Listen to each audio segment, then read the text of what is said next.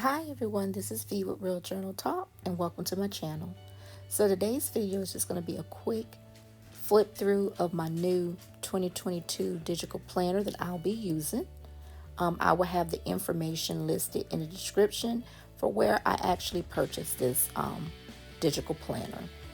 So as you can see, with flipping through this planner, it has different tabs, as such as like you have your list, your dates, your contacts, reflection, vision, of course, your 2022 planner that has like your monthly, weekly layout, as well as a vision planning board, goal planning, and then the planner also provides extra templates that you can use to insert into the planner. So this is going to be the planner that I'll be using for this upcoming year to do some of my planning.